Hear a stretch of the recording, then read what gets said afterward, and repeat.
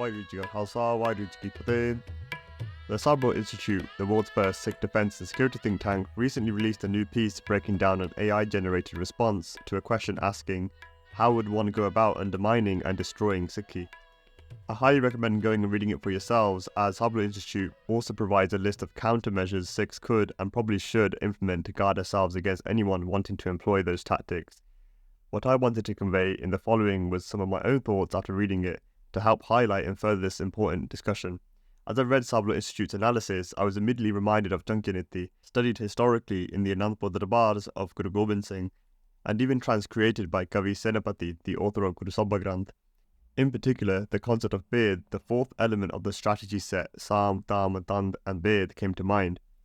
You can read more about these four things in a vichar that we did quite a while ago called The Punishment for Biadbi, where we go into a bit more detail of these four different elements as it relates to Biadbi in particular. So Bhed involves sowing division within enemy ranks, a highly effective strategy against centralized forces, disrupting cohesion and progress by turning internal elements against each other. However, when confronting a decentralized or federated structure, this strategy becomes significantly more challenging.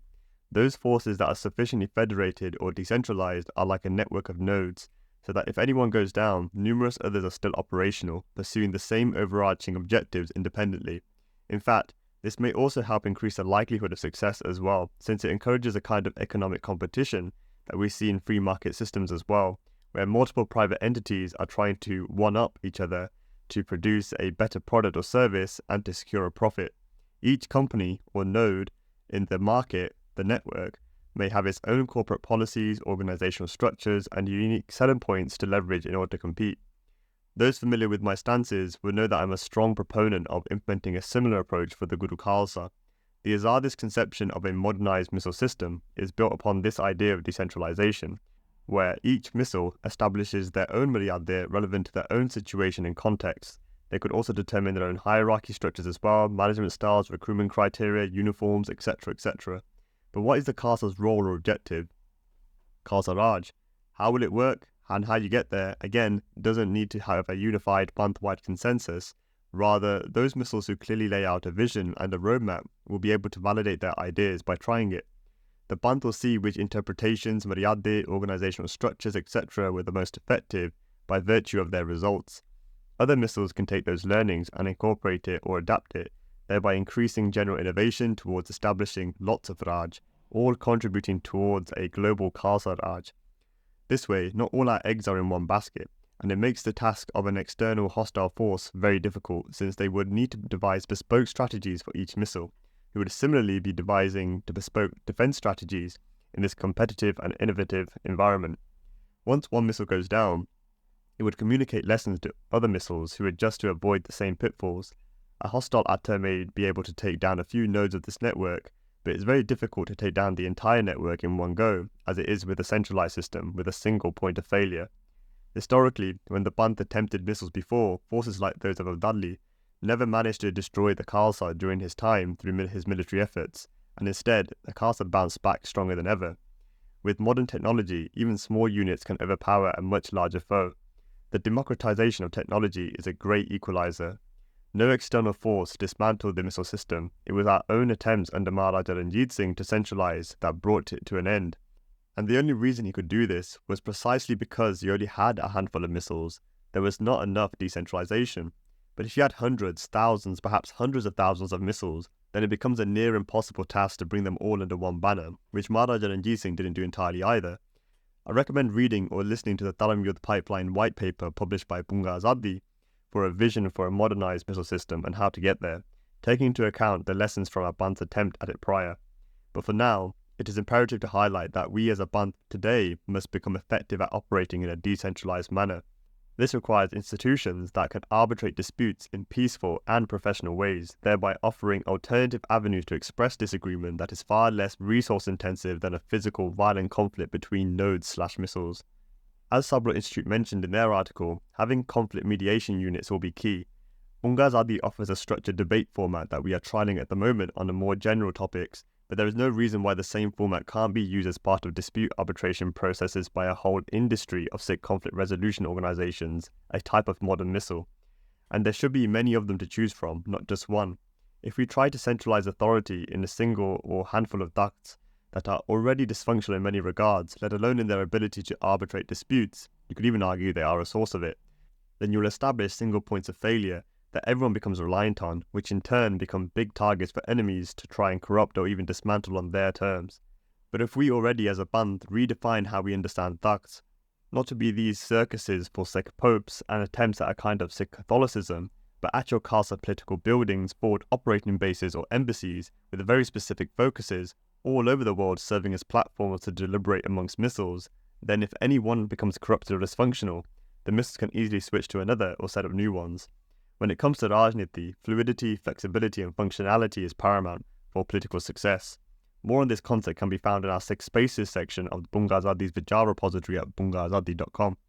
Therefore, within this decentralized context, I do believe that some strategic division can be good, the same way how rejecting unity with a tumour can save the rest of the body. This applies to institutions and individuals, but it also matters how you do this. For instance, those who agree on 90% of things shouldn't allocate so much resource and time exacerbating the 10% they disagree on. But equally, that 10% shouldn't be brushed under the carpet and ignored either, otherwise, like a cancer, it will fester and spread, and get to a point where Jarja and Vichar is no longer a viable treatment. Hence why we must make efforts to debate and offer opportunities to share disagreements in a healthy way as a band before we get to points of no return. Having a diversity of interpretation, praxis, objectives, etc. can make our band strong and resilient, the same way how an alloy is stronger than a quote-unquote pure metal, precisely because it's a mixture of various metals. Ultimately, there is a balance to be struck here. We don't want to be blind to foolishness, maliciousness, and become cowards who won't hold those who act in our name accountable, but we also don't want to descend into endless, debilitating infighting either, which wastes our time and resources. Our gurus themselves demonstrated this principle, engaging in boycott where necessary, clearly marking boundaries against and calling out bad faith actors. They were not afraid of apparent division when it served greater unity and integrity. Thus, the real caution is against allowing our differences to become distractions. Unity should not mean uniformity, and diversity should not drag us into divisiveness. Navigating this balance thoughtfully is key to our resilience and strength as a band, but we must do both. We must purge those no longer willing to engage in meaningful, good faith discourse and work counterproductively to our collective interests, otherwise they will distract and destroy. Those of us who are genuine in our desire for Khalsa Raj must collaborate as independent, self-autonomous sovereigns in our own right, but compromise and build on what we align on to serve our mutual interests while respecting each other's jurisdictions. To summarize, I think some valid calls to action alongside many of those Sablo Institute suggested in their article would be to decentralize the band strategically. We need to get all our eggs out of one basket, so to speak, and work towards missalization. The Dharam Yudh pipeline is a strategy being implemented currently, and if you would like to support it, get in touch. Another aspect is to develop new ducts as Khalsa political buildings and embassies wherever there are Sikh population centres in the world. The primary functions of these should serve as meeting places for modern Khalsa missiles to mobilize, coordinate activity, conduct debate and discussion, and mediate intra-missile conflicts peacefully and professionally. The Sikh Spaces section of the Vichar repo is the place to visit for more information about this. Fundamentally, we have to destroy our attachment to things that are not working and rapidly innovate to find better, more effective ways. If our principles are solid, our techniques can be fluid. Just like Guru Gobind Singh dismantled the Masans when they became degenerate, even though it was a system set up by the prior gurus, the Guru Khalsa Panth today, by virtue of its status as Guru, has the authority to adapt also. We must also foster collaboration amongst those who share the same general vision and support each other by making up for weaknesses and building on each other's strengths. Lastly, if you are passionate about Panthic progress and development as well as resilience and longevity, then consider supporting its think tanks, working to devise strategies and putting them into practice. We can only do this with your support, so subscribe, give patronage, or get involved with institutions like Sablo Institute and Bunga Azadi to help us help the Panth to in turn help all humanity. Wajid Khalsa, Wajid Ki Fateh.